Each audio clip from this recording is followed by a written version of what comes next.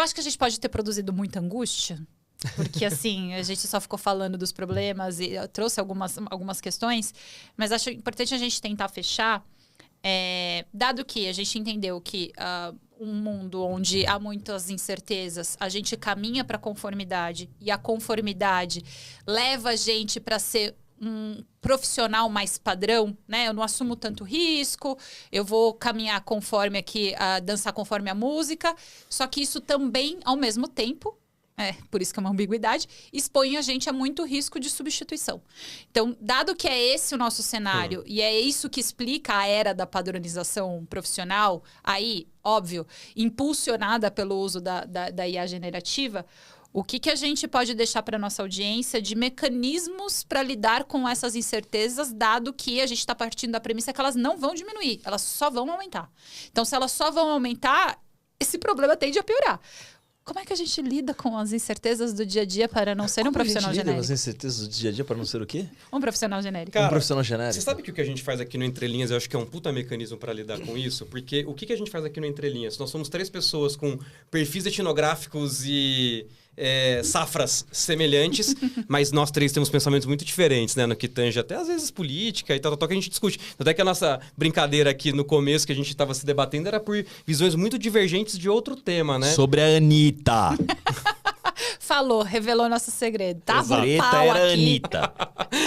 E acho que essa habilidade de conviver com o diferente, pensamento, perfil, país, cultura, comida, livro, literatura, com uma cabeça de curiosidade, cara, é fundamental, porque a gente tá num mundo polarizado onde a gente sempre quer estar certo, né? Então, assim, até às vezes aqui nos nossos argumentos, a gente busca, talvez, né, destruir o outro argumento, né? Como se firme, não fosse né? válido, ser firme e tal. Mas, cara, se a gente encarar essas contingências, essas mudanças, essas diferenças de pensamento ou de estilos de vida e tal, como oportunidades de aprendizado, cara, aí a vida fica muito interessante, né? Eu tava vendo ontem um filme, uma aula do Richard Feynman, que foi um físico super famoso, prêmio Nobel na década de 60, e ele tem, assim, grande parte das aulas dele está no YouTube, vale super a pena ver, de verdade. Porque o jeito que ele fala sobre a física não é de alguém que decorou física, é alguém que entendeu profundamente aquilo e consegue ensinar pra mim, que sou um ignorante em física, eu consigo entender. Se ele conseguir me ensinar física, ele vai conseguir te ensinar física. Vamos fazer esse teste, Gabi. Ele vai fazer esse teste.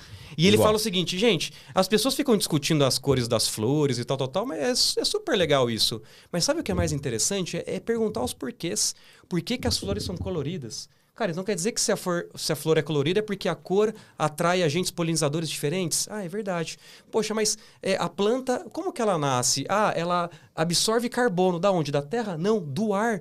Caramba, então por que ela tá no chão? Então você vai começando a fazer perguntas e uma flor colorida começa a te evidenciar mecanismos do universo muito interessantes, que é o nosso caso aqui, né? Então, quando a gente se deparar com o diferente, vamos fazer as perguntas do porquê que é assim, com curiosidade, para entender e aprender, cara. Então, isso eu acho que é muito legal você falar, porque ressalta o aspecto que não é porque a gente botou uma pergunta aqui que a gente sabe a resposta. Às vezes Ou que a gente vai te ensinar o que é. A gente vai discutir, às vezes a gente entra numa espiral Nem aqui desafiadora, mas é pra trazer o assunto, né? Total. É com esse objetivo. Eu brinquei de terapia coletiva, mas é esse o objetivo, assim. Talvez a gente também não sabe. a gente tá no mesmo barco. E estamos aprendendo, e acho que esse Total. é o processo belo. Você, Pedro Sim, senhora, Próquino. sim, senhora.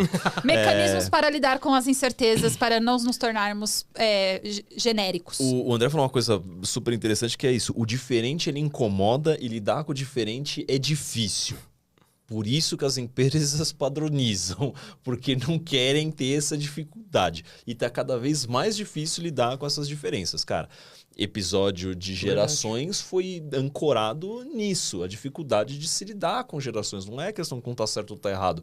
São visões e perspectivas diferentes. Eu acho que isso é super importante, concordo. A gente está aqui debatendo assuntos e propondo conversas sobre temas que a gente nem às vezes a gente sabe lidar, né, com isso. E isso já é um aumento de repertório e uma reflexão importante. Para mim, a sobrevivência dentro do mundo corporativo, e falei isso nesse ambiente, está em você assistir o episódio de Político Resultados, o que te mantém lá temporada. em cima.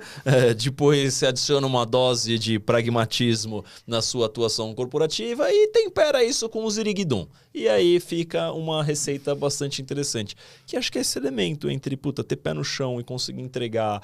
Eu escutei uma pessoa falando outro dia, foi o Luciano, na verdade, que falou, né? Quantas das suas tarefas na última semana que você fez foram pedidos do seu chefe?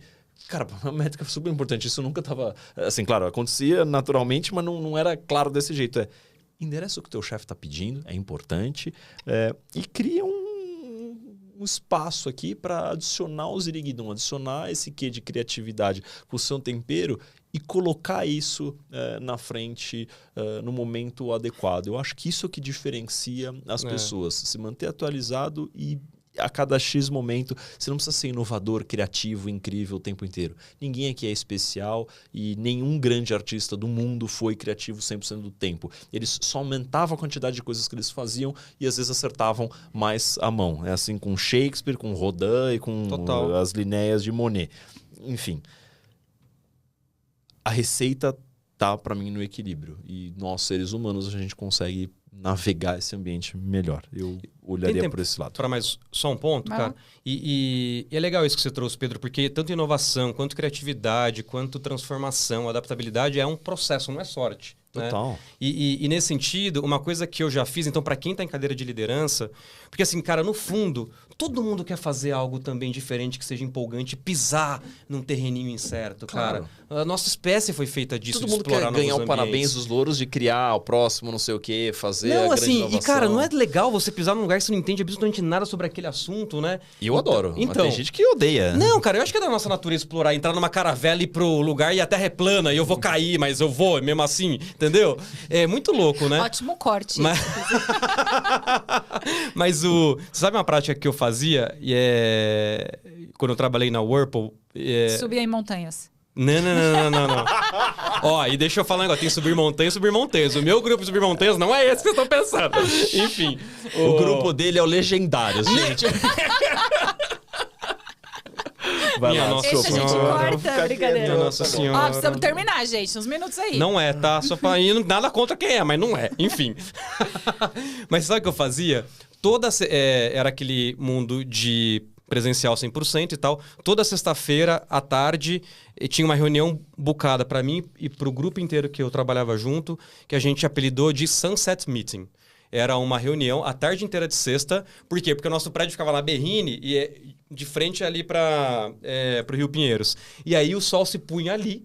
A gente ficava a tarde inteira de sexta nessa sala, que ficava olhando o pôr do sol depois no final da tarde.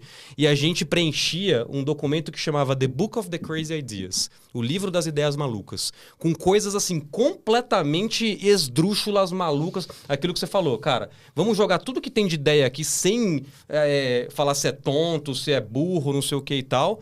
E a gente vai tentar executar alguma que a gente escolher. Cara, saíram inovações fantásticas para minha área, assim, que era uma área que fornecia produtos e serviços para o time de suprimentos. As grandes inovações, o que colocou essa área em evidência na companhia e que até me acendeu profissionalmente lá, foi justamente um desses produtos. Que é, caramba, se a gente serve serviço para essa turma, a gente pode servir o mesmo produto um pouquinho diferente para aquela lá que é o time de marketing. E para eles foi fundamental para tomar decisão.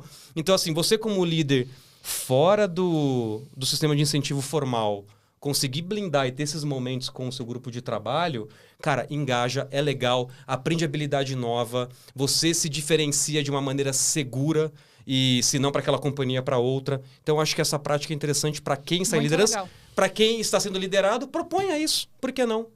Mesmo se a pessoa não lidera, ela pode fazer isso pro dia a dia dela, né? Pode também. Faça o seu próprio livro das ideias malucas.